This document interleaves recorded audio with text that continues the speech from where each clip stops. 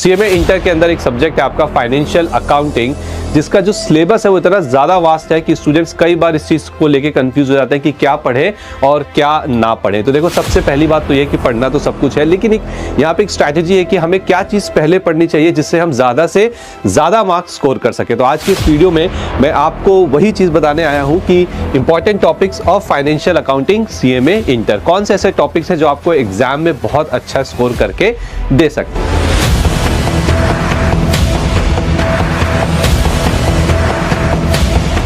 तो देखिए, सबसे पहले यहां पे आप जैसे देख सकते हैं स्क्रीन पे, ये आपके फाइनेंशियल अकाउंटिंग के अंदर अकाउंटिंग फंडामेंटल्स जिसकी वेटेज है 15%, स्पेशल ट्रांजैक्शन जिसकी वेटेज है 10%, फाइनेंशियल स्टेटमेंट जिसकी वेटेज है 20%, पार्टनरशिप की वेटेज है 20%, ब्रांच डिपार्टमेंट 15% और अकाउंटिंग स्टैंडर्ड 20%। तो बेसिकली मैंने आपकी सीएमए इंटर का जो पूरा सिलेबस है यहाँ पे सेक्शन वाइज उसे बांटा हुआ है विथ वेटेज। लेकिन सवाल ये है कि क्या सर हमें ये सारे के सारे टॉपिक, सारे के सारे चैप्टर्स पूरे पढ़ने हैं? तो देखिए, ऐसा नहीं है, पढ़ना तो पूरा है, लेकिन कौन से ऐसे इंपॉर्टेंट टॉपिक्स हैं जो आपको एग्जाम में बहुत अच्छा स्कोर लाने में मदद करेंगे, वो मैं आज आपको बताने जाऊंगा। ये वीडियो उसी के ऊपर है। तो देखिए, अकाउंटिंग फंडामेंटल जिसकी वेटेज 15% है, तो इसे आप नकार नहीं सकते।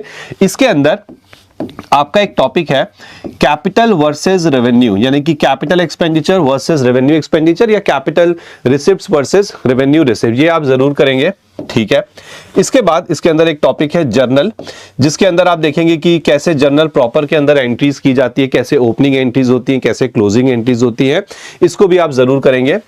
उसके बाद आपका bank reconciliation statement, okay, then आपका रेक्टिफिकेशन और ट्रायल बैलेंस, ठीक है। अब ये टॉपिक्स जो आप सामने देख रहे हैं बहुत आसान है, क्योंकि आई एम 100% श्योर ये टॉपिक्स आपने पहले भी कहीं ना कहीं स्कूल में, कॉलेज में पढ़ के रखे हैं, ठीक है। तो मुझे नहीं लगता बहुत ज्यादा टाइम जाएगा आपका इन टॉपिक्स को कवर करने में। तो अगर आप इतना कर लेते हैं अकाउंटिंग फंडामेंटल्स के अंदर, तो आप इजिली ये 15% तक की वेटेज कवर कर सकते हैं, ठीक है। उसके बाद बात करते हैं हम दूसरे सेक्शन की, जो कि आपका स्पेशल ट्रांजैक्शंस का। इसके अंदर आपकी 3 टॉपिक्स होंगे, ठीक है।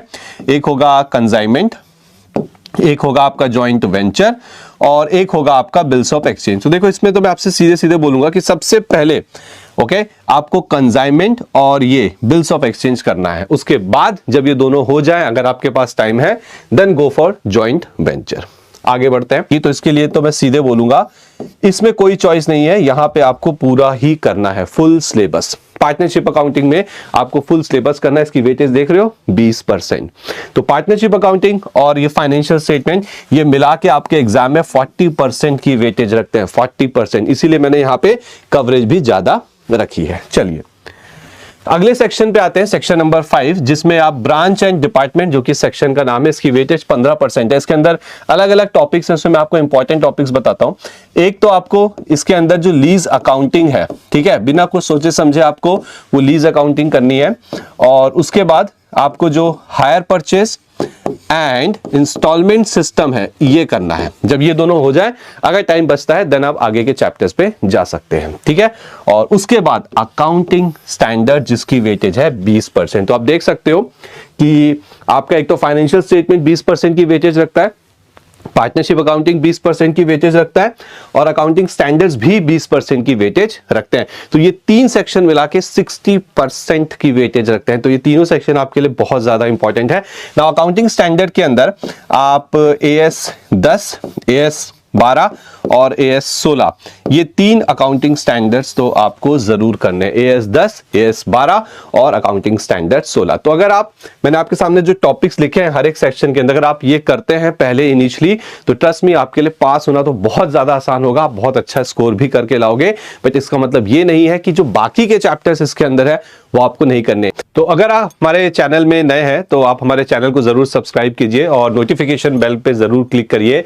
रीजन ये है कि इस चैनल के अंदर सीएमए इंटर से रिलेटेड जितनी इंपॉर्टेंट अपडेट्स हैं या अनाउंसमेंट्स हैं, वो आपको टाइम टू टाइम अवेलेबल कराई जाती है, जिससे आप अपनी स्टडीज बहुत ज्यादा स्मूथली कर सकते हैं। सो आई होप कि आपको ये अच्छे से क्लियर हो चुका है कि वेटेज क्या है, कौन से इंपॉर्टेंट टॉपिक्स हैं, और अब आप अपनी पढ़ाई इसी स्ट्रैटेजी के हिसाब से करेंगे। Okay, so thank you very much.